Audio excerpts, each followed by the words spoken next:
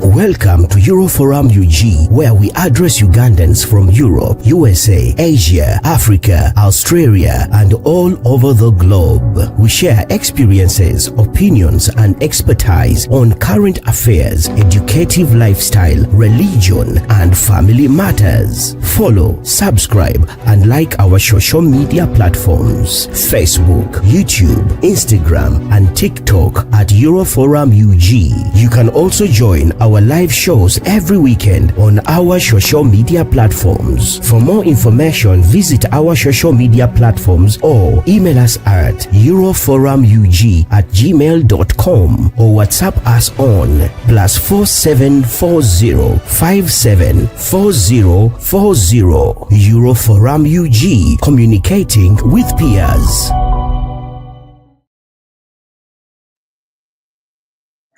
Hello, good morning, good afternoon, and good evening to you, all our viewers from wherever you're watching us.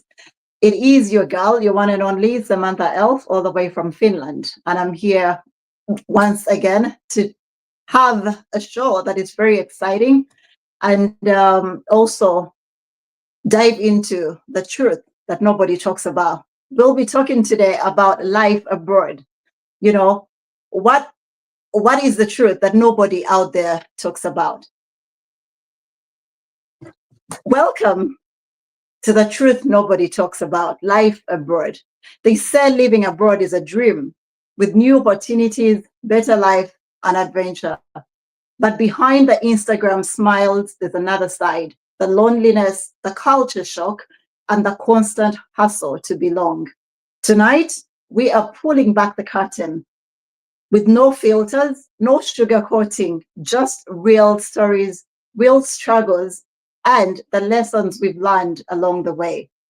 Grab yourself a cup of tea or coffee, invite a friend to invite another friend to come and get the honest truth that nobody really talks about.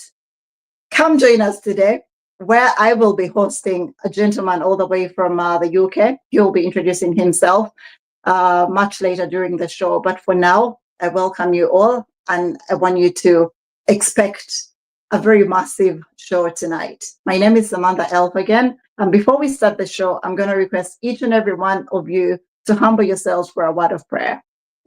Mighty Father, I would like to thank you for this beautiful and wonderful day. Thank you, Lord, for your protection, for your love, and for your mercy. Father, we pray that whatever we're going to discuss today may be of value, help, and a blessing to somebody out there. Father, we love you and we glorify your name. We've prayed all this through the mighty name of Jesus Christ, our Lord. Amen.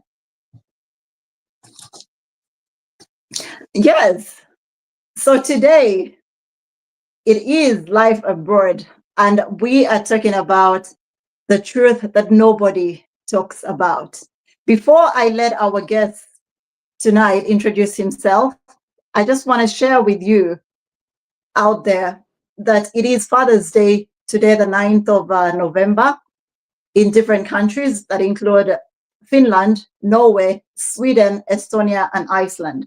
So to all the fathers out there in the above mentioned countries, we at Eurofarm Uganda send our love and heartfelt greetings to you all on this Father's Day. To all of you out there who have lost their fathers, we still honor them, and we know they're out there looking above, and we wish them a happy Father's Day too. Happy Father's Day to all the fathers out there. It's because of you that we are who we are. So let's start our show today by allowing our guests tonight to take the floor. Richard, you're most welcome to Eurofarm Uganda, and the floor is all yours. Thank you so much, Samantha. Thank you for having me once more. It's an honor and a privilege to be on your forum, and with such a topic as this. Thank you for opening up the curtains for, I would say, not just people back home, but I would say even people within different parts of Europe and I would say the States. Time to open up this curtain. Yes, yes, that is so true. Now, some people might differ and might not agree, but it's okay. Everybody's Mm. story, I think, matters in this point. My name's Richard Tege. I'm a Ugandan. Um, a little bit traveled. I first my travels have been many places, but I'm just going to talk about my travels from Uganda to England. I won't talk about any other travels because that then becomes a little bit of a mix. Um, Yeah. I traveled here when I was pretty young, and Mhm. a few things happened, and I'd say it was interesting just seeing the difference between England and other Western countries that I had been to prior. But England was almost like I'll say finally getting to meet my family because my family moved here before and I wasn't with them. And then finally we got a chance to meet. And this was like the last stop after a long journey traveling. And so I've been here for a very long time. I don't consider myself to be a Brit yet. Um, Other people might differ, but I am thankful for what England does, what it offers, and I'm thankful for the locals within England. I would say the British people and different cultures within Britain, and the multipolar world in England. But at the same time, I would love to tell Ugandans and everybody who's about to sell their land to come to this area what's happening.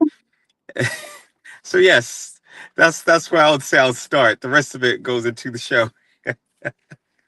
Wow, wow. What an introduction, Richard. That's quite amazing to hear that you've been or you've traveled so many different countries, but today you're only sticking to England and Uganda for now. Could I ask you a personal question? Why did you say you don't consider yourself a Brit yet?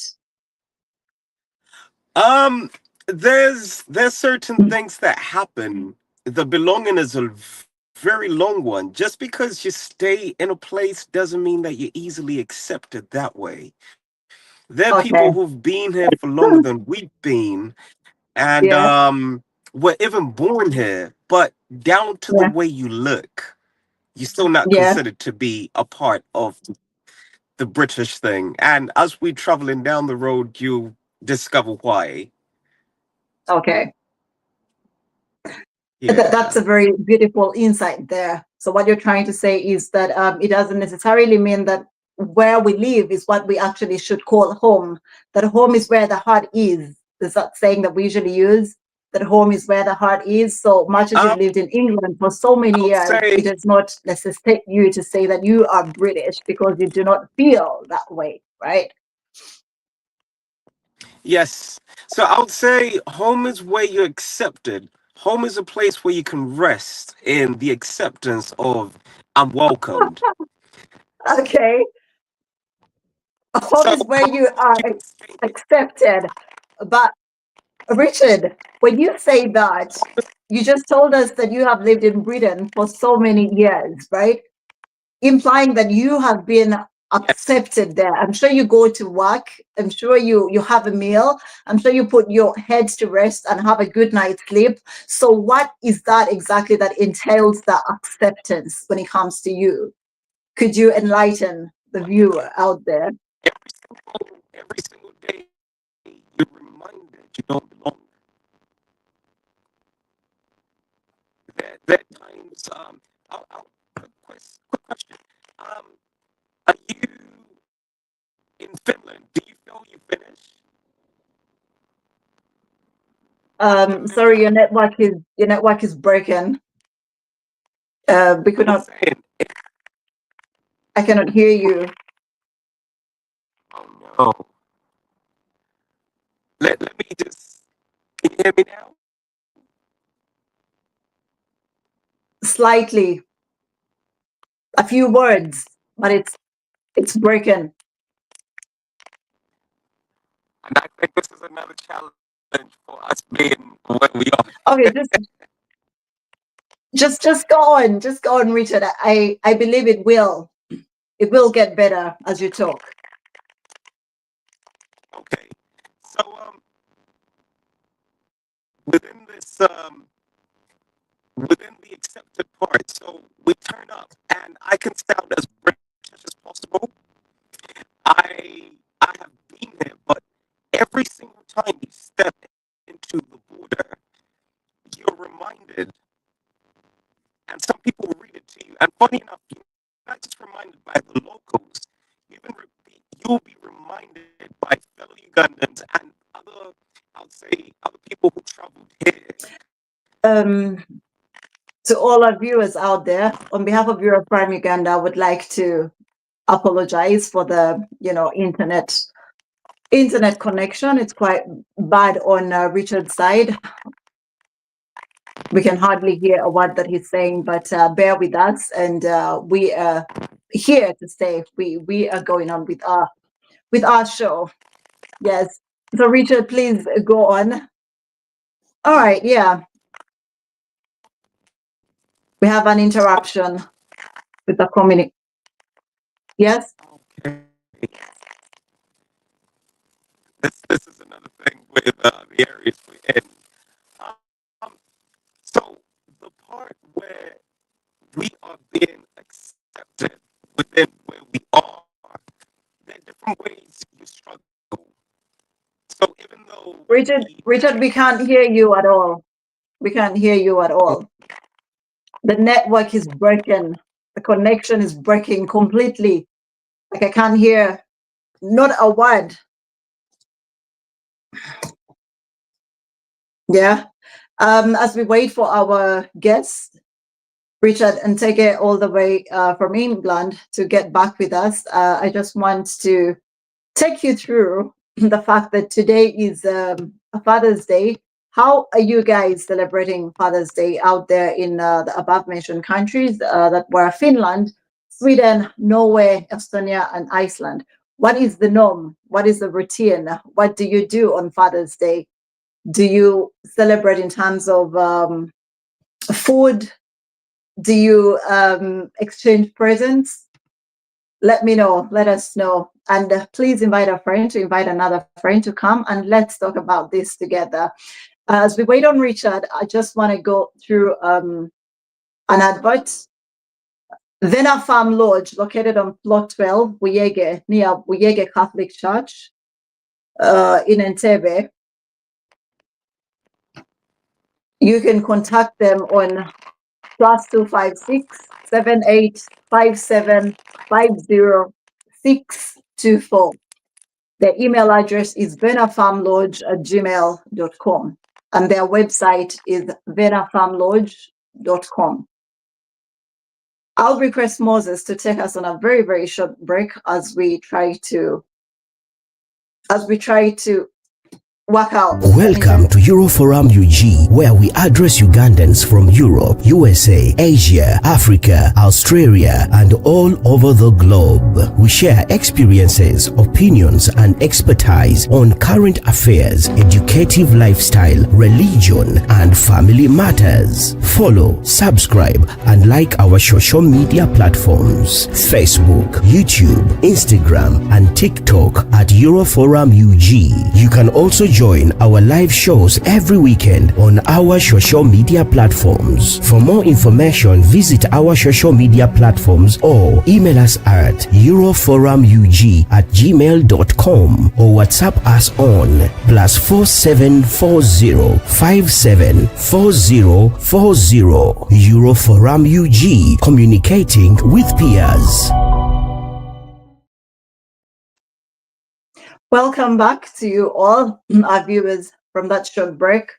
And I would like to take this opportunity right now to thank all my Euroforum teammates to say that without you, we wouldn't be where we are today. So big ups and bravo to each and every one of you. You are much appreciated and we love working with each and every one of you.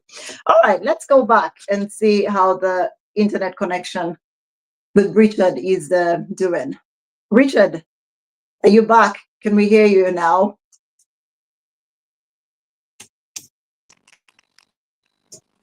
hello,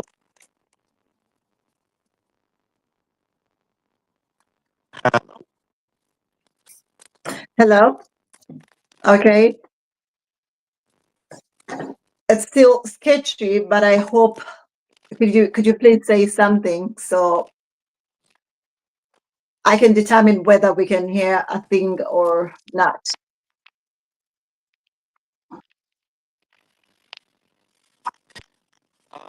Sorry, bear with me. That's slightly better. Yeah, slightly better.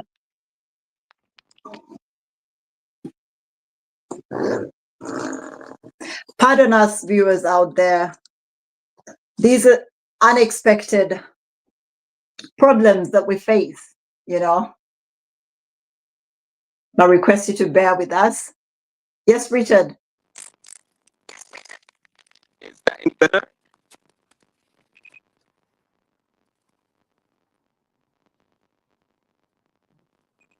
It's still broken. Oh no. Okay, let's try this. Richard, could you please take us through what motivated you to move abroad and what were your expectations before you left home, before moving abroad? I was pretty young. And it goes as far as it literally goes as far as when 9/11 happened. Um, oh,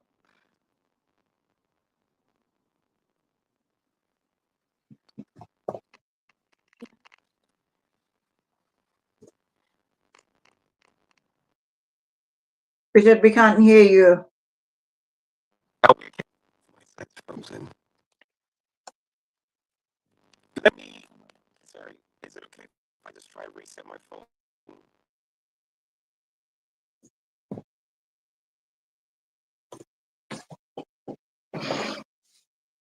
Oh no, network problems.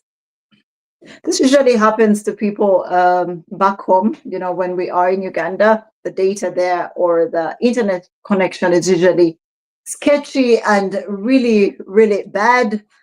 But for our guest today, Richard, who happens to be in England, I would assume that it's way better. Wow. Richard, do you want to give it a try again? Is that any better? Yes, it's much better now. Yes, we can hear you. Okay, that Yeah. we would. Yeah, before Um, before you went off, what I just action? asked you, yeah, what motivated you to move abroad, and what were your expectations before you left home? So, I'll take it back to just after 9/11 happened. Okay. Just after 9/11 happened, it was a weird terroristic time, if I can use that kind of term. Yes. Um, and within that time, parents were worried. The motivation was not mainly my side. The motivation was my parents' side. And the expectations were it was going to be push. Because every time you think about England, you're thinking about this royal thing. You're thinking about people being extremely posh and polished. My parents, even before we turned up, my parents got me to get rid of certain clothes because they were like, "Where you going? They don't dress up like that." And imagine they lived in England. So the expectation, it's a very polished place. Everybody carries themselves to be posh. And I mean, when you say England, you're thinking about polished English, holding your cup of tea a certain way. When we got here, that's not fully the story.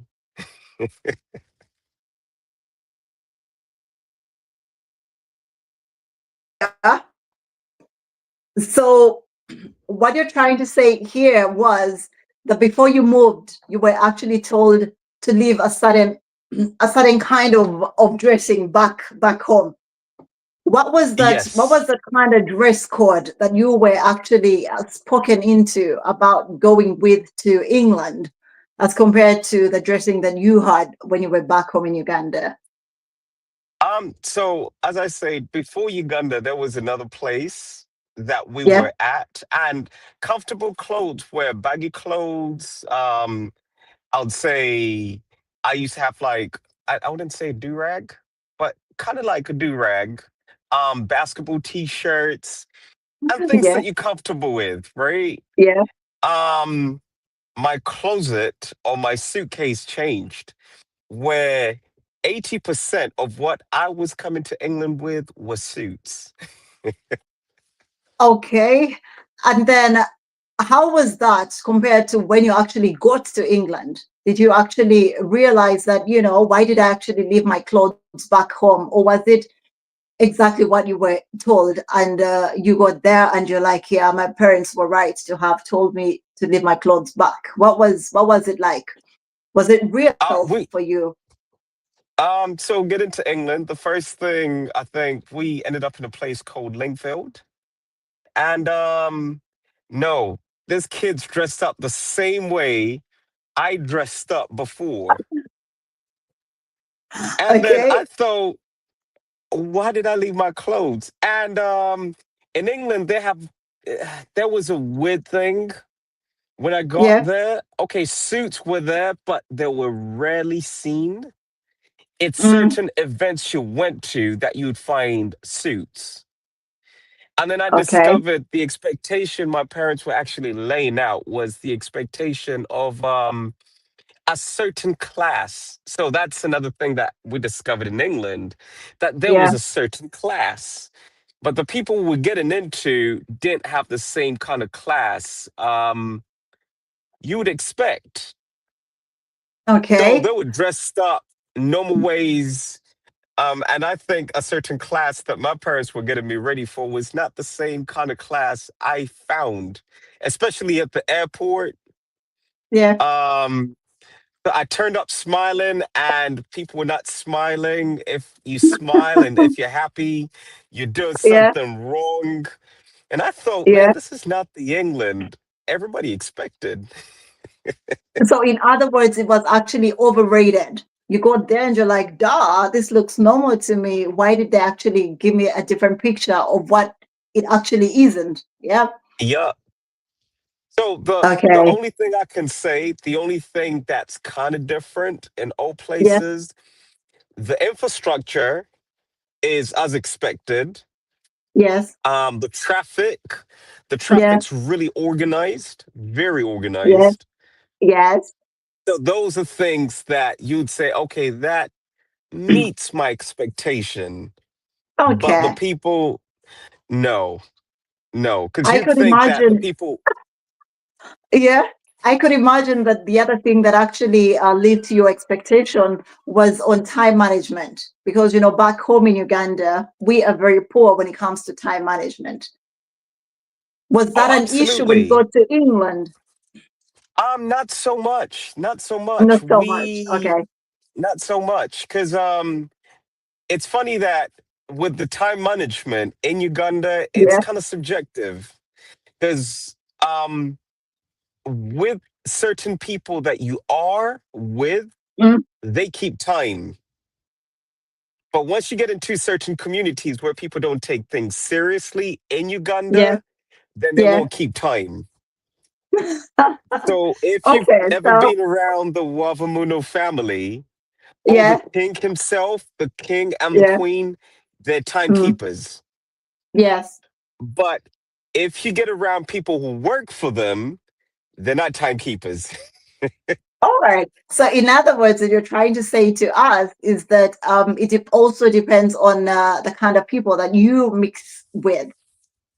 Yes. Yeah. Yes. Okay. When we hear of England, usually the first thing that comes to mind is the royal palace.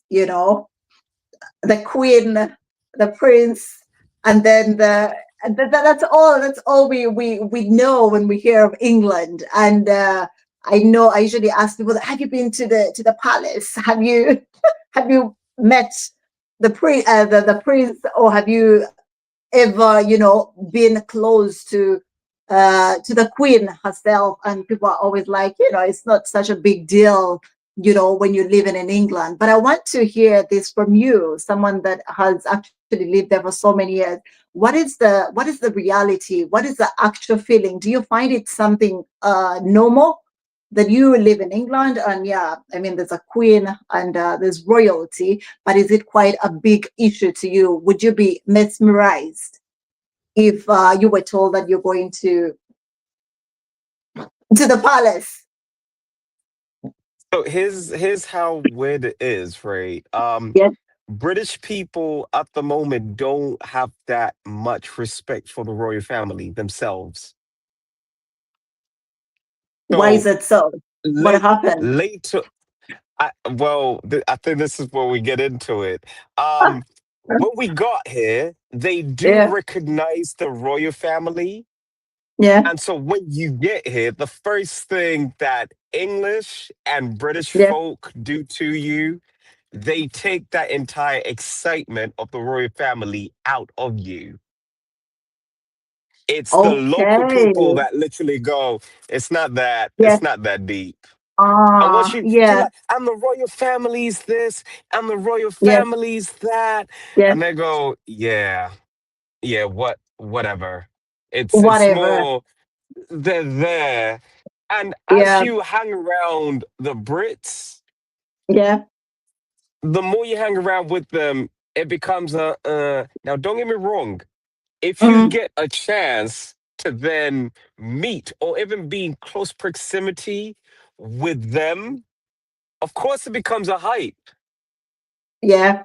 It becomes a crazy hype because it's like a great opportunity. Who wouldn't want to, you I know, mean, of who wouldn't want to course, get, yeah. yeah.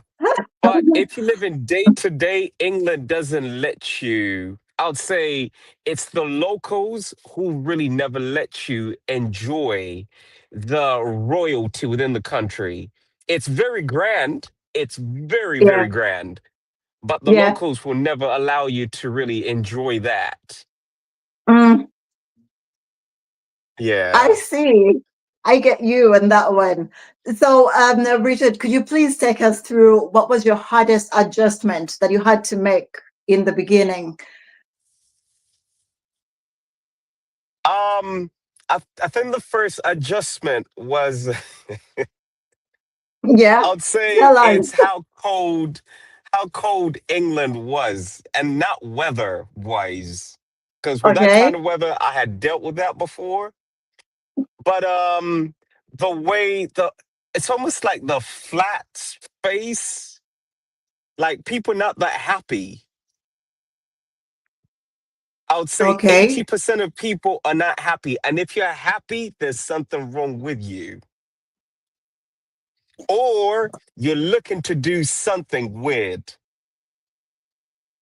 So people Really? sometimes use, yes, sometimes people use joy in such a way Yeah. they're just about to do something. Or if somebody's on drugs or something, then you see Mhm. them being really joyful. So here's me coming and the coldness. So people feel like they're so much more better than other people or carry themselves that way, and they're really miserable. I can imagine. So just because people have a lot in England doesn't mean that they're happy. Yes, So that's very true. you go into church and you say hi to somebody and you're like, nice to meet you. And I Yeah. discovered something called a fake smile. Yes, talk about that. We have it A here fake all over the place. Right. People just put on this, when they bypass the you, they just do them, you know. And I'm like, Right. seriously? Yeah. So the first time that thing happened to me, I thought they had Tourette's. 'Cause Hmm. all they had, all they had like a bipolar, what you call it, disease or something. Like they got two personalities. Yeah, And yeah. when you grow up in when you've been in a place where they pray demons out of people, I thought Mhm. in the name of Jesus. I don't know what just happened there. Yeah. 'Cause- Let me ask you this. Do you people have this issue where you can have a neighbor, you can live next to someone for about 5 to 7 years, and you actually never know who your neighbor is or what their name actually is as oh, well? absolutely.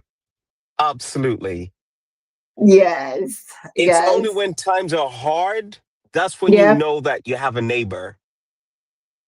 For us here, whether it's hard or merry, you will never know your neighbors because people here mind their own business. You know, people get out and get in, get out and get in. They do not care what is happening. You know, next to them or besides them. Or, but now leaving that aside, yeah, let's talk about how different is your real life abroad. Yeah, from the picture people back home imagine. What is it that Mm. defines? Yeah, let's talk about that. So I'm going to start with the unspoken, and this is, I mean, this shows will bring this one thing in. I'm going to start with the top thing that everybody in Uganda thinks: money. Yes, Uh, money. We collect and money from a tree. We just go out and keep right, plucking it off. Yeah.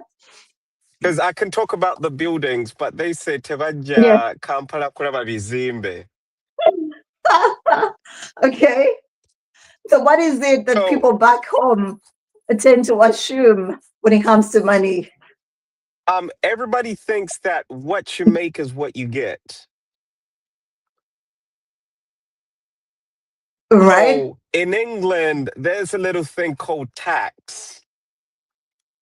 And one thing abroad is in Uganda, you will make 100% of what you make, and you can get that money without paying tax for a certain period. Yeah, So that's what right. you're paid is what you take home, and you can choose to pay taxes when the tax man comes to you. Yes. In England, there's a very huge percentage that's taken from you. Let's say you make £2,000, right? And you tell people in Uganda, I make £2,000. They'll quickly break it up and they'll say, hey, that person gets 10 million, right? Yeah. Yeah. And then they will tax you £900, Yes, actually, it is that the more you earn, the more tax you pay, right? right?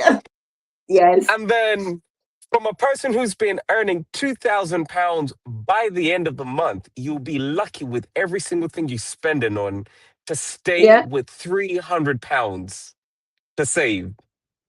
that is And all on that right. £300 you save in Uganda, somebody's going to call you and it's going to tell you, Mhm, "Banango no muntu yetaaga okusoma." And once mhm. you tell them we don't have the money you think we have, they'll say, Yeah. but you're making 10 million. So you, Yes. Yes.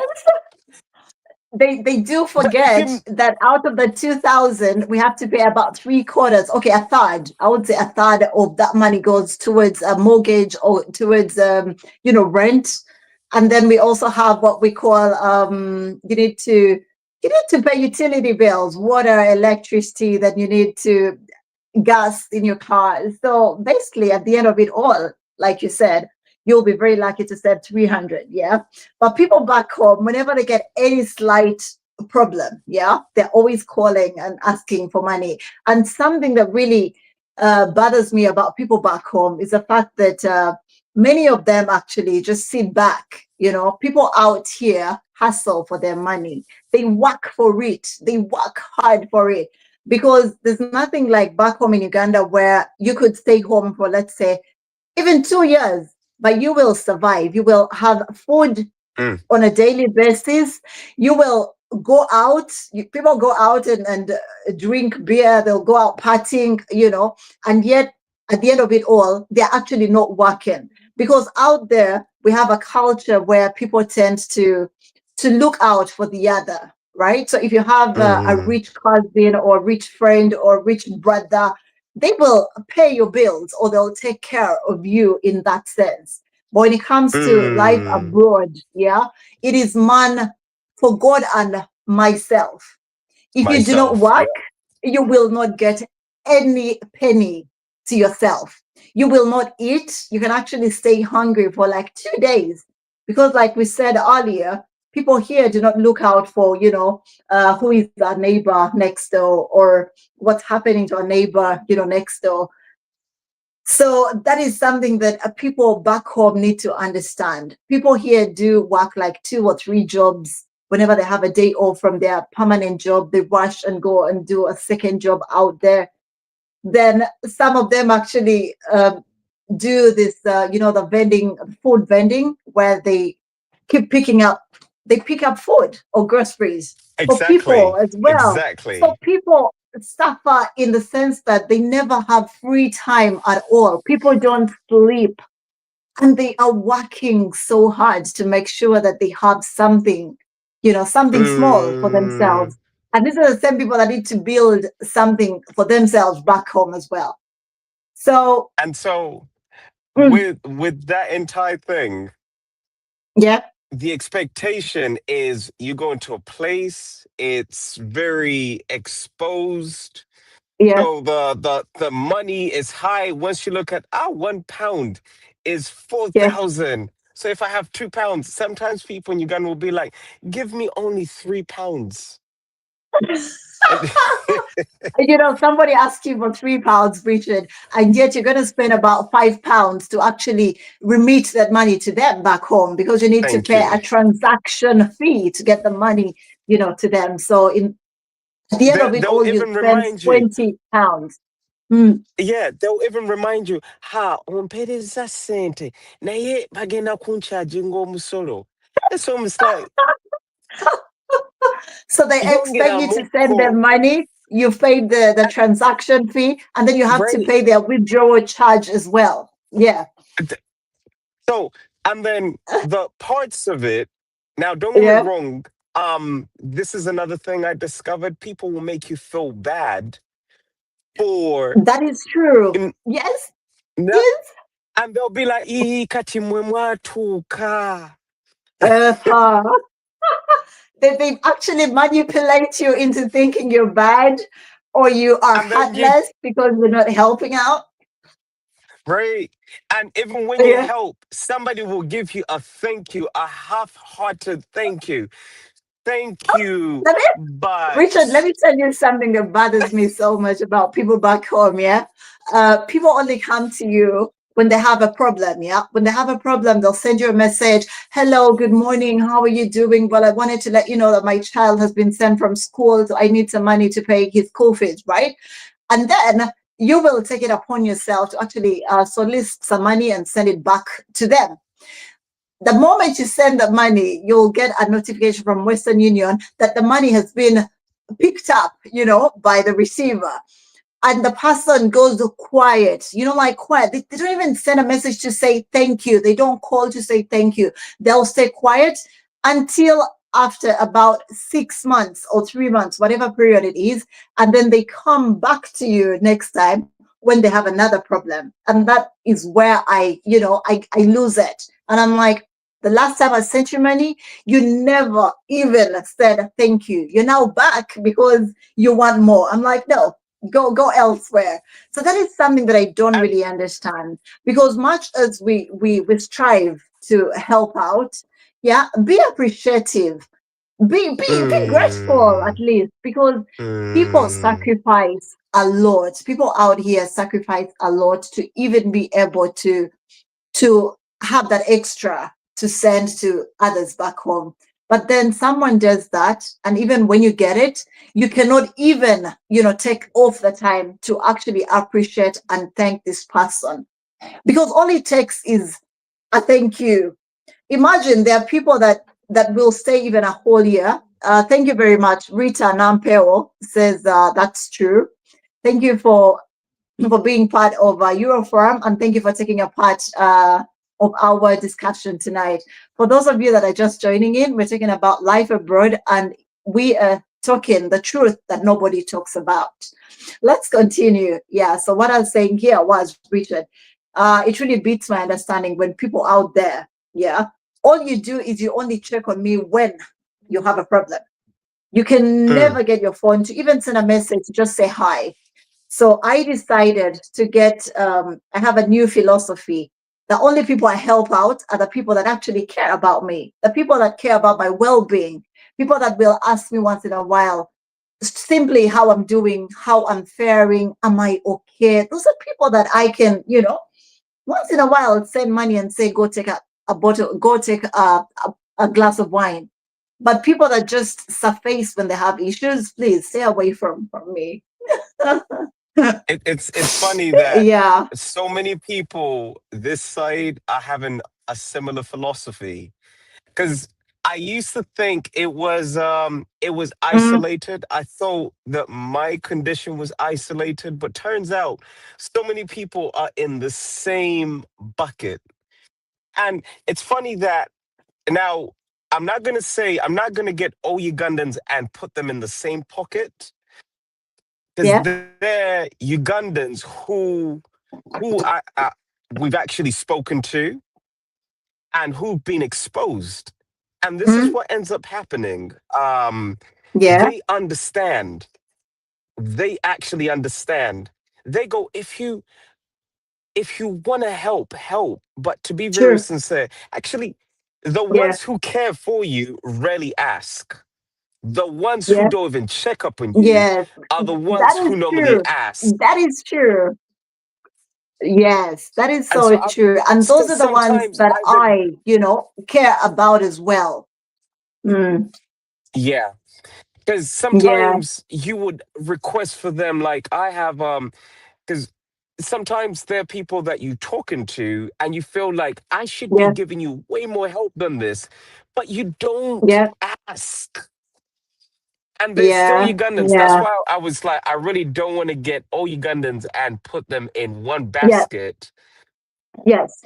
Um, But to be honest and with you, because those, Richard, I prefer those that do not ask. I prefer it when people just let it be upon me as a person to know that every month or maybe every after 2 months, I have to send a certain amount of money to ABCD. I prefer that than people that always just come and mm, say, can you send me 300,000? Because you don't know what my budget is. Yeah. So please, like they say, beggars have no choice. Just say, could you please send me something small? But people that come and even dictate on a price and let you know that, can you send me 500,000? I need to do A, B, C, D. How sure are you about how much I have? Yeah. So that is literally crazy to me. And I just don't understand how people even get the guts to do that. But yeah, that is so true. Yeah. Um, as we go on, Richard, allow me just read visit Vena Farm Lodge for mind-blowing experiences. You can find them on venafarmlodge.com. And now as we move on, I just want to ask you to share with us, yeah, what's that one truth about life abroad that you wish more people knew about? um, you're a different color. It Okay. might Yes. sound very, it might sound very simple, Yeah. but this is one truth that kind of wakes you up. And I don't think that people fully understand this back in Africa, or should I say, most of that side. Yeah. Color matters when you're abroad. It actually really matters. You're right. Very right. That's a truth. That's It's a a bitter truth truth. that I It's a can bitter really truth. open. Mm, Yeah. So here's what's crazy. The way we welcome people from this side is not the same way we welcomed this side. mm, It's very weird. yeah. So the way Ugandans literally welcome people of different colors. Oh, by the way, here's another truth. Not all Yeah. white people are British. Okay. Yes. So they tend to call them, so you get people from France, you get people from Russia, you get people From from, let's Finland. say, Buenos Finland. Aires, Finland. and they'll all be considered to be Bazungu. Mm.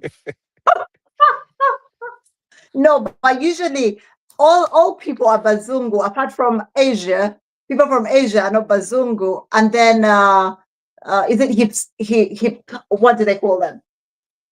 Hispanics, something like that. People from Spain, yes. But I think everyone else, people from Finland, Sweden, Norway, all those are Bazungu. Iceland, yeah, are they? Bazungu in that case, they're Yeah. considered in levels. They will call them. So the English Ah, won't fully call people from, let's say, South America Bazungu. They'll yeah. call them Spanish or Hispanics. Hispanic, that's the word. Yeah, those are Germans not wouldn't be Bazungu. called white. They'll be called Germans. Ah, okay. Germans will be Germans, but they're white anyhow. Okay, yeah. It's they break it. They even break it up because Russians, Okay, even though yeah. the color is the same, they don't Mm, consider them to be pure whites. pure white. That's So crazy. being white That's has weird. different levels. You Yeah, know what's funny? So because you have somebody from Finland, yeah, once they come to England, they yeah. are white, but with a certain level. Okay. So even Yeah, though, even so, in England, we have the Scots, we have the Irish, we have the Welsh, we have the English. The yeah. English are what are considered to be the, To be I white. would say, the To be pure white. The breed. cream. The cream. Yes, Yes. the cream. Okay. Yeah.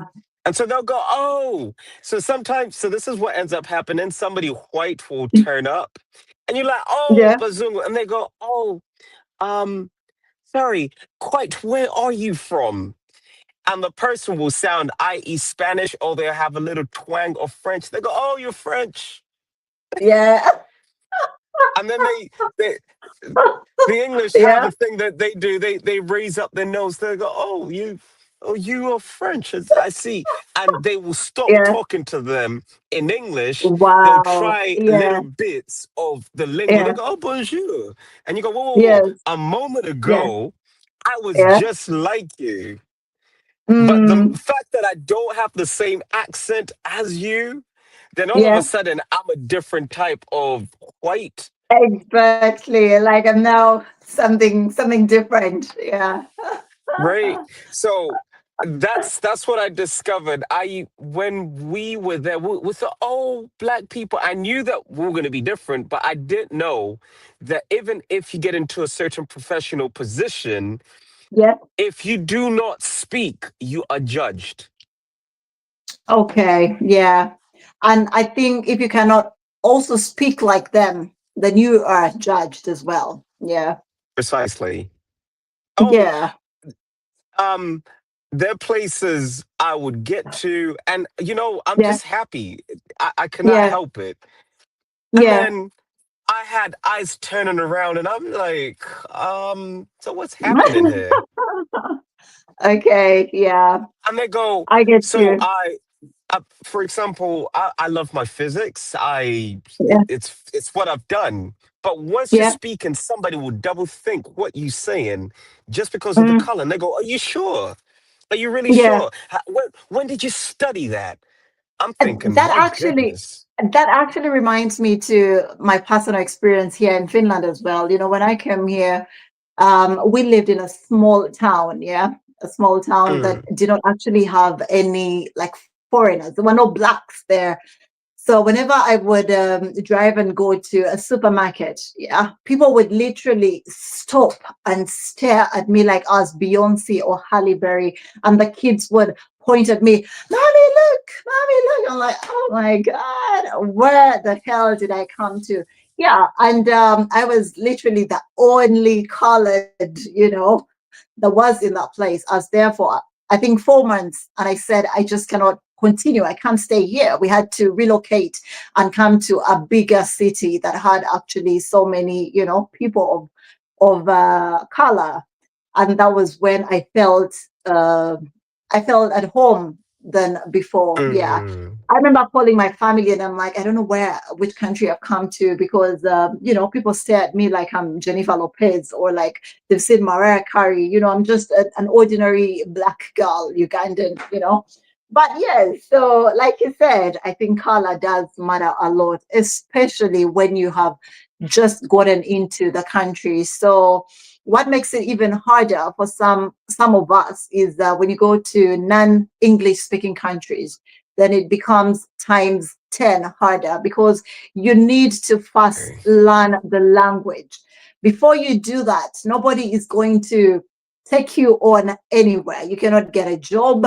If you do get a job, it's going to be these, like the low class jobs of, let's say, cleaning. But even cleaning, they actually require you to have a certain level of the language. So it becomes really, really hard. And Wow. that's why I would say that probably the people out there thinking of, migrating, I think it's always better or smarter to think of a country that is English speaking. At least that way you can maneuver. You don't have to waste 2 years, learning the language for you to be able to fit into the Mm. society that you have migrated to.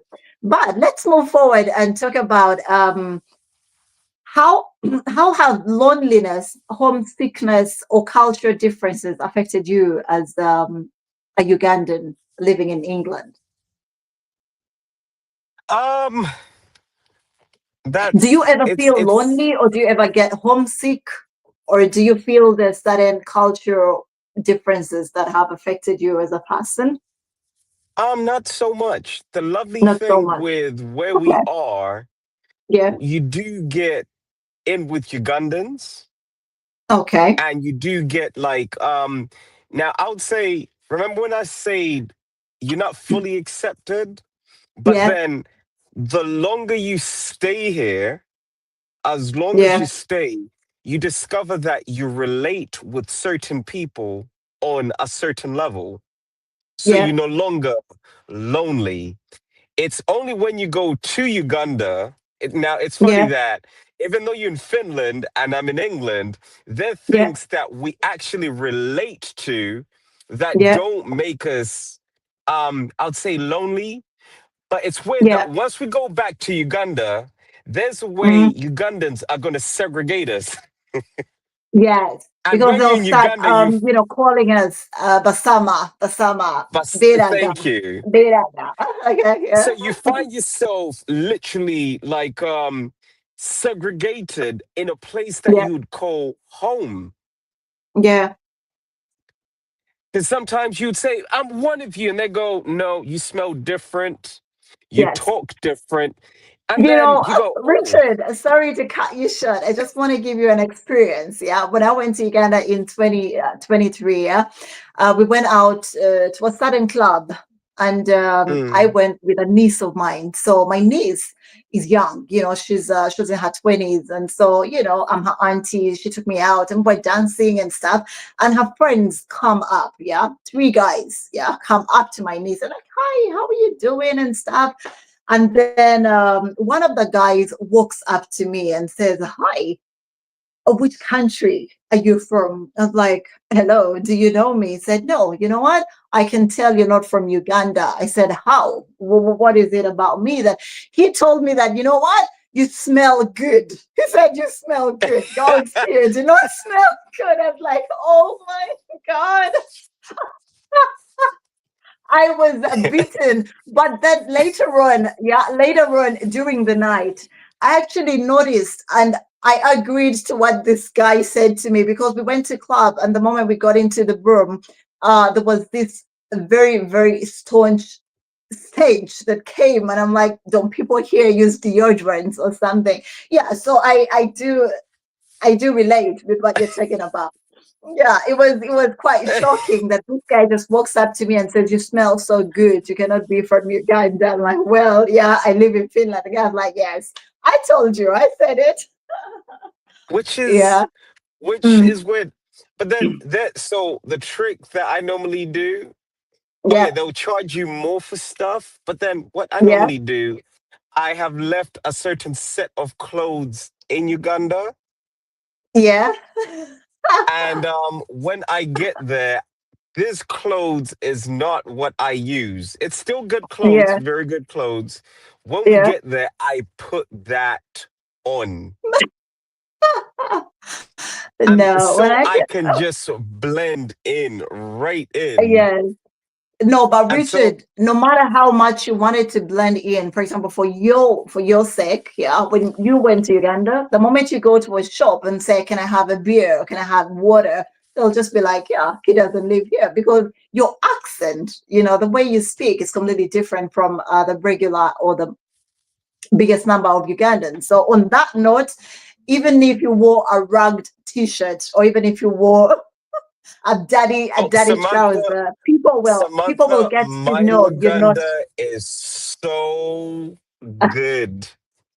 It is. Believe me, I'm not a Muganda, but when you spoke Luganda, I could tell your Luganda is Englishnized. It is. It, It it is takes some Luganda time. in It, English.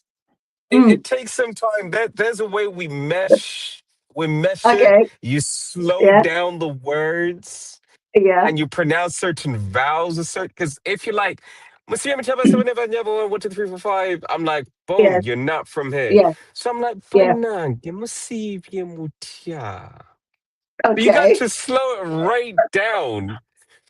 I believe that can actually work for you after a certain number of days. Maybe you have to live in Uganda for 3 or 4 days before you fit Yes. into that. Yes. But the first 2 days, believe me, no matter how much you try, they will spot you out just like that. Yeah. Oh, Just yeah. like I would be able to as well. So, So, speaking of Uganda, right? How do you stay connected to your culture and roots while living away from home? so the Do you lovely have thing is we yeah? we have a community this side, and the Okay. lovely thing is the community back home in Uganda, I would say the kingdoms and certain culture groups.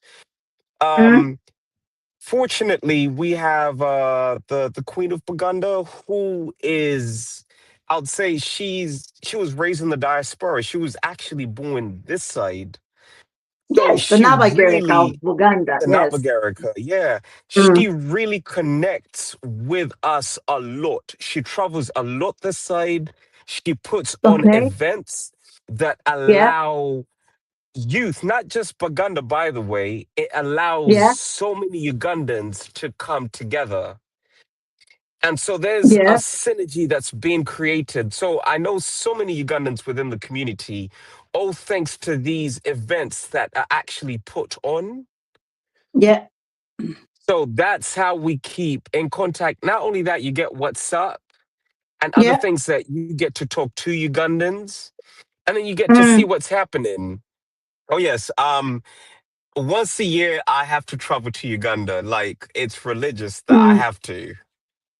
okay. So I Do never you take do you eat more. Ugandan food once in a while? Oh no, that's almost like every single week. Ah, Every single okay. week. We have Okay. places like Matoke House this way. We have Yeah. places called Owino. Oh, we know. Seriously, what's your oh, favorite there's Ugandan meal? I would say Matoke, Kalo, and Lumonde. And Lumonde. Okay, I have binyewa. I have, the chinyewa. I make sauce sometimes right here, and I Oh have snap! kabalagala in my freezer. I brought those from Uganda. I just came back from Uganda last month, so I'm still fresh. It's not fair. That is not Yes, fair. yeah, it is. Okay, to you, all our viewers out there, we are still going on with our topic today, 9th of November. That happens to be Father's Day. And like I said earlier, to all our fathers out there, happy Father's Day and continue being the wonderful dads that you are. We do appreciate all the effort and the work that you put in. Richard, to you as well. I noticed you had kids in the car, so I'm going to say happy Father's Day to you, even though it is not Father's Day in England officially, but it is here in Finland. So we are talking about life abroad, and we are focusing on the truth that nobody talks about. Join us, come and share with us, give us your opinions and your comments about what you think or what you feel isn't fully spoken about when it comes to living abroad. Let's move on. Yeah. Talking about home and the truth that nobody talks about. What advice would you give to someone that's planning to move abroad from home? If they're planning to move, I would say first test the waters. It's pointless to just make your mind up with what we're talking about Yeah, before you plan to fully migrate from Uganda to England. Hey, come to England for something like 2 weeks. So don't yeah. apply for a visa that's months, right? Just do a tourist thing. Come and tour England. Or if it's Richard, any other people don't have money to spend on tourism. People want to spend their money on relocation because, like we said earlier, or like I said, they say that living abroad is a dream. It has new opportunities. There's better life. There's the adventure. Yeah, better roads, better money, better pay. Yeah. So how do I, you actually convince someone that is out there thinking of relocation to simply I come for a visit? And yet, like we I said, really we share it all. I really love Mm. that you say that, Yeah, because the same money that you come in yeah, here to visit and you think that's yeah, a lot, yeah, that money, whatever you're gonna come and put in all the way, like yeah, let's say somebody's gonna be like, I'm gonna move to England and I'm gonna get a job right away and so on and so forth. yeah, It's cheaper for you to actually come here and visit and go back to Uganda than you to yeah. actually come and settle here. You're going to be here for at least 4 years and you still won't get back the money that would have bought you to visit here and go back to Uganda. Oh God. Okay, so Richard, in brief, are you decampaigning, people that actually intend to travel abroad and relocate there? Yeah. What is your plan? Will you, as a Muganda, as a Ugandan, will you ever move back home and settle back, or do you intend to live and die in We, England? at, at the moment, we are working towards that at this time of moment. Okay. We, Okay. because here's the How long thing. does it take? How long does it take for Um, one to actually, work towards getting enough money to then go back and settle back home in Uganda? So I'm going to talk to you like a fellow European, right? Yeah, As soon as you pay out those debts that yeah, Finland's got you, so all the debts, all the mm, mortgages that you have to clear out, yeah. as soon as we get those paid off, Okay. we're out. You are. Now, every single person, let it be Mm, Moses, let it be your yeah, side. If you start yeah, thinking about it, the things yeah, that have you attached to the country is, I'll yeah, call it the little kanyebwa, yeah. the little trap. That Yes, trap got every single person in the diaspora. We yeah, turned up, they gave you something on credit, yeah. and then you never realize that it's going to take a lifetime for you to pay that thing back. To pay it up. If you, Okay. when you think, I'm just going to escape and go to Uganda, oh, they'll find you, and Ugandans will be the ones who sell you out. They'll put you on a plane and they'll bring you back so you pay for that credit. So Yeah. for the sake of our, I would say, our Brothers and sisters. reputation, Yeah, right? We're just gonna finish off our debts, and once they're Mm. finished, and we're not buying anything on credit, we'll go back home and settle properly. Mm, But as long as you have debts here, you're yeah. screwed. So what happens? Let's talk about people that might actually relocate and go to wherever they go to. They go abroad when they are probably in their 50s, yeah? What is that span that you can actually say to people out there? How long does one require to actually accumulate a certain amount of wealth for you to be able to actually go back home? Is it in between, can we say 20 years? Is it 40 years? Because if somebody comes at 50, it means they have to work for about 30 years and they'll be 80. It will be too late for them to go back home. So I would what is the say best thing? Mm, it's now that one's a little bit subjective. Thank you so yeah. much for that question. That's Mm, subjective. According to your level of sacrifice, it's the time it takes. And okay. you almost have to run, once you're trying to move back, you almost have to run a selfish operation. I Yeah. say almost selfish operation. As you're trying to save for you to relocate back, and Mm, somebody says somebody has died or somebody yeah. needs to go to school, you find Yeah. yourself picking up in your pocket and having to send it back home. Yes. So when you say, I'm about to move back home, you have to forget almost anybody who's suffering and count yourself as you're suffering more than the people back home. Okay. But So in without other that words, you need to mindset, sacrifice. You need to sacrifice and sacrifice yes, yourself as well. Be called mean or bad or, terrible. yup, It's okay because you know that you have an end goal at the end of the day. that's it. So Okay. you Yeah. sacrifice their things, their good things that you want to buy for yourself in England, Yeah. you don't. You walk on the Okay. phone. I mean, you almost look like somebody who is about to become homeless, but you know the Yeah. end goal. It's the same Okay. way. So when we get a mortgage here in England, right, that Mm, mortgage can actually be paid off in 10 yeah. years. Yeah. But the amount of things you're offered and the amount of people you have to assist in helping keeps you Mm, locked up. yeah. So for That's something right. that you can actually, I would say, pay off in a short period of time, it Mm, accumulates you helping other people. And then here's another thing. You get people who are gonna use you. That's unexpected. mm, And I'm not talking about Europeans using you. I'm talking about your own people yes. who are gonna, so those are expected things. So once you then make up your mind and you say, I'm gonna do this, there's Mm, certain things you actually have to throw off, certain responsibilities that you have to throw off, bite, I would yeah. say, bite the bullet, and then say, me first, Yeah. and then move. Okay. But for people who are coming into England, I'm going to give a very, because we say we open this Yeah. up. If you move from Uganda to England, you're not a citizen.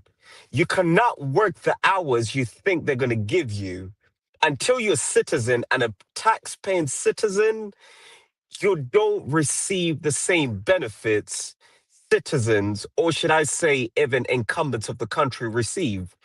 So Yeah. the jobs, the first jobs in the first, I would say, 8 months you're going to be doing are going to be legal jobs. You're going to be Okay. doing jobs where you're not paying tax. And Yeah. the fact that the people who employ you know that you're not paying tax like that, they're going to be taking so much money from you, or they're going to pay you really badly. Let me ask you, Richard, do you guys in England also have a minimal wage, like a minimal income? Yes, You yes. do. Okay. Yeah. Same thing here. So, At least, that's something that because helps or saves so many people here. Mm, because I've seen people coming into England, oh, to Zekola Sente. And then mm, they'll tell them when you come here, the fact that you don't have an NI number, national insurance yeah. number, Yeah. you're going to work in another person's names. Oh no, that's illegal. I know, but guess what? For Yeah, people who think they're going to make that money or whatever they yeah, thought they invested to come in England for, yeah, somebody would use you taking care of a baby, right? Every single day, yeah. £50. Oh And you do that for, no.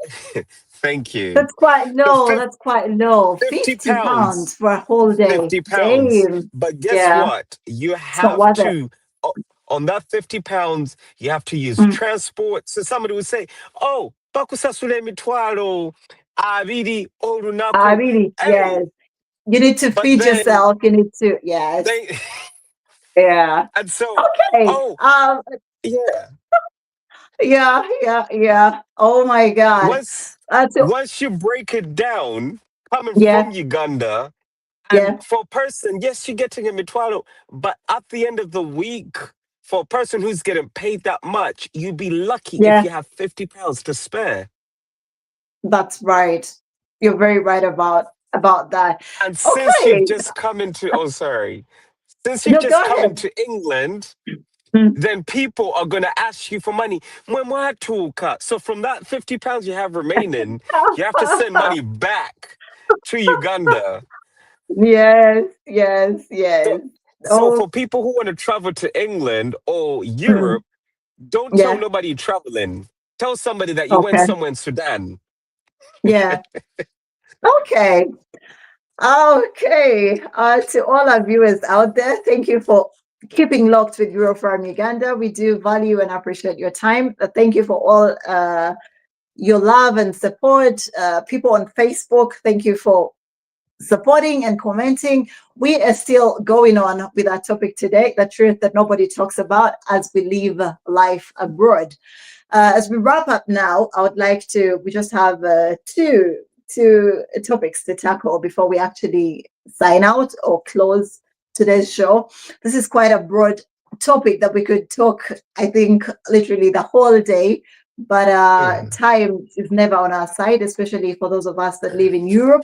It's a fast world. Everything is duka duka duka. So yes, we have to call it an end very soon. But before we do, I just want to ask Richard to enlighten us on how to balance, yeah, chasing opportunities with taking care of your mental health. How do you do that? That's Mm. this might be subjective for some people. Okay, yeah, but you could give us some tips on how you manage to keep sane, So the amidst all the chaos. first thing, remember the vision, have a vision, Yeah, and break that vision. The way I run it is most of the times when we travel to England, everybody comes with a vision. They have an expectation, which you were saying, or an image. yeah, Every single day, remind yourself of that vision. Because once you get to England or where you are, that vision's going to be changed by so many people. So have a vision. okay. What did you Yeah, come to do? Did you come to mm, make money? Did you come to improve yourself? Did you come for yeah, education? Remember the vision you came with. And day to day or week by week, take one step in the right direction to your vision. okay. Because if you don't take that step, this is where we develop things like depression, stress, and Yeah, anxiety. yeah, Because it's almost like the goalposts are constantly moving if you do not have an aim, if you don't have a vision. So one day they'll tell you if you're aiming for an iPhone, the next day an iPhone, there was a 16 and it was the best thing. Now there's a 17. The goalposts are constantly moving. But if you mm, remember what you came for, you didn't come for the phone. You didn't yeah, come for to be famous in England. No, you yeah, came to better yourself. So yeah. get the vision, write it down, and then get points of you actually achieving them. And then there's different ways. Understand that Rome was not built in a day. Yeah, Rome wasn't built in a day. So understand that there are going to be setbacks with your vision. And so this Yeah. is what you do. If you have that vision, even if it goes 5 months without you moving forward in your vision, take some time, cool down, have some Yeah. fun. So I'll say things like go to the cinemas once in a while, or go Okay. swimming, or Yeah. play some games, do something. Yeah. You're not gonna make the amount you think you're gonna make in a year. That does not exist. Yeah. That I Yeah. mean, that's being deluded. So Mm. once you manage your expectations by comparing your expectations to your vision, you have a Mm. nice way. Okay. Because yeah, because that I allows you love. to balance your play and your work Mm. life. Too much Yes. play, you're screwed. Too much work, Yeah. you're screwed. But manage a way of playing and working within Yeah. your vision. So my vision, I'm not here to do what every other Ugandan's here to do. So if people Yeah. are like, hey, Banange, Richard, what are you doing with your life? I'm like, we don't have the same vision. We're not here for the same Mm. thing. So don't pressure Yeah. me because that pressure is Exactly. what's going to cause me anxiety. And when I see another person succeeding, Mm. I then get depressed. I'm not doing well with my life. Yeah. And then other You're people are very like, oh, you right. need to do this. You Yeah. need to do this. And that's what causes us the stress. Obanange sinaba kuzimba. Did you come here or kuzimba? What Yes. did you come here for? So don't Yeah. pressure me to your Yeah. vision. I'm going to Yeah. stick to my thing. Najja kusoma. Tajja Okay. So kuzimba. precisely do you and do not look Do at what you. other people are doing. Yes. That's As it. long as That you have holds your your head mental focused. health. Yes. All right. I wouldn't have said it Yeah. better than you have. You heard it from the horse's mouth himself, Richard. Thank you very much for that. And just before we move on, Rita Nampeo once again says that ne Sudan ibazi kusaba. I think what she's trying to say is that even if you are working in Sudan, but na Uganda still wajja kusaba sente. So thank you very much, Rita. We do appreciate your opinions, and we are more than grateful to have you here. Rita Nampel still says that true, some goals take too long to mature to yield results. So we should always, take time. You should remember to be patient and know, like Richard said earlier, Rome was not built in one day. So go day by day, step by step, and before you know it, you will actually get there. Run your own pace and do Mm. not run at everybody else's pace, because if you do so, you might knock and you might, die before you actually get there. Mm. Lastly, I would like us to talk about something that's very, could be exciting to you, Richard, that says that looking back, yeah, would you make the same decision you made to move abroad again? If so, why? Um, yes, I would make the same decision. All right. Could you please tell us I'll why? make um the exposure and the expectation has helped me to empower other people. I love that. Because Yeah. after I am where I am, I discovered it wasn't fully for me. Mm,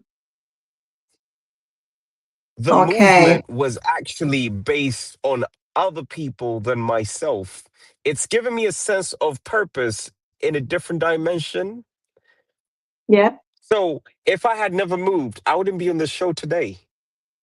That's right. That is right. I wouldn't have been able to host you or even meet you or even talk to you. But, thank Right. God you moved to England. Because if I was in Uganda, you probably would have bumped into me and you'd be like, "Kozono yani."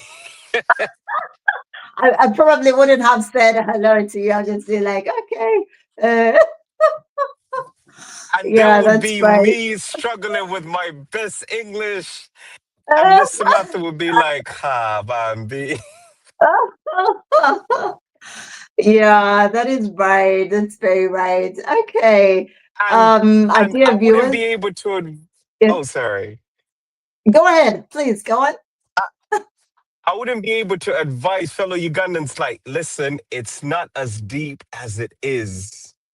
Yes, But now it's that I'm not a bed of here, I roses. stand right. I stand in a better Yes, authority to actually help yes, other people who, on yeah, other hands, would have been depressed or stressed about yes, coming here. I give them a yes. clear picture. So I That's think I right. wouldn't change that. Yeah. Okay. Like they say, experience is the best teacher. Now that you have experienced it, you can't actually be out there to tell someone else who will, in turn, make better decisions for themselves as well.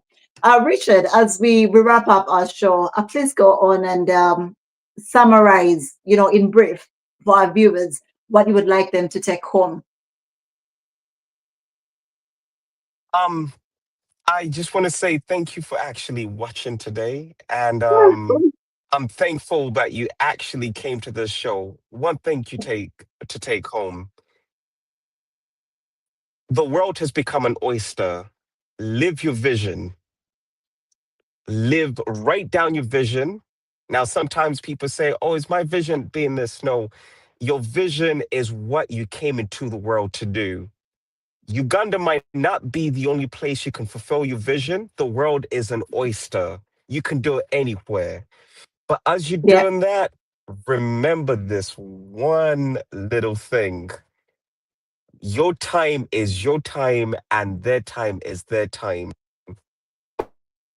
exactly. Exactly. Well, sorry about that, but I would like to thank Richard Moamin Tege very much for your input. Thank you very much for your wonderful um, knowledge that we have gotten to listen to today. Thank you for sharing with us. And like you heard him, life is a road. Life is like a road, and we all have different paces that we take it. Yeah. Do not rush and hit a car ahead of you because you are rushing to get there at the same time as Samantha. Yeah. Do your thing, live your vision, and get there at your own time. As we close tonight's conversation, one thing is clear: life abroad is not just a journey across borders, it's a journey within ourselves. Behind every smiling photo is a story of courage, sacrifice, and resilience. Living abroad teaches us that home isn't only a place, it's the people we hold close, it's the memories we carry, and the strength we build through every challenge. To everyone watching us, we thank you for being here because we want you to remember that living this reality, it's okay to struggle and it's okay to feel lost sometimes. What matters is that you keep going, keep growing, and keep telling your truth. Only you can tell your truth. Thank you once again for tuning in. And thank you to my guest, Mr. Ntege Richard, for being out here. It's been my honor.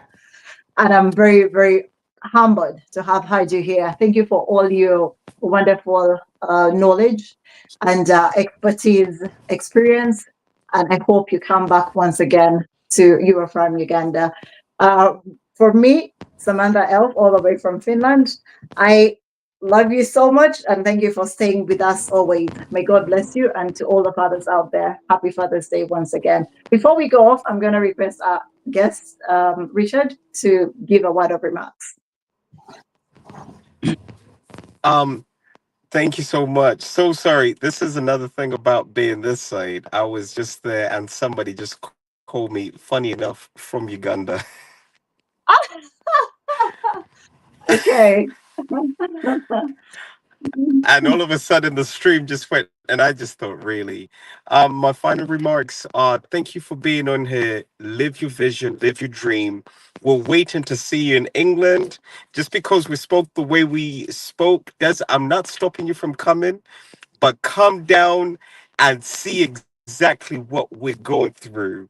Now, if you're Yeah. coming down, save yourself something like 10 million. that's going to last you something like a month if you're lucky. But come down. We are waiting. We're not stopping you from coming. Come, Yeah, because yeah. what we've just said on the Euro Forum might not sound realistic, but the best teacher is experience.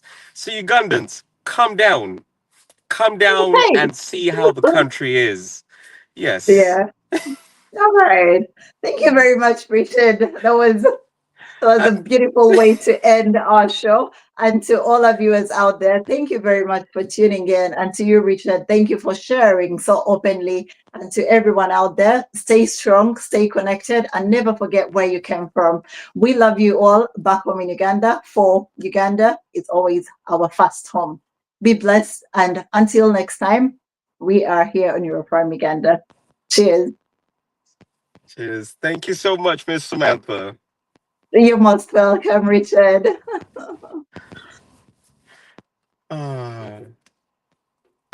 Welcome to Euroforum UG, where we address Ugandans from Europe, USA, Asia, Africa, Australia, and all over the globe. We share experiences, opinions, and expertise on current affairs, educative lifestyle, religion, and family matters. Follow, subscribe, and like our social media platforms: Facebook, YouTube, Instagram, and TikTok at Euroforum UG. You can also join our live shows every weekend on our social media platforms. For more information, visit our social media platforms or email us at euroforumug@gmail.com or WhatsApp us on +4740 574040. Euroforum UG, communicating with peers.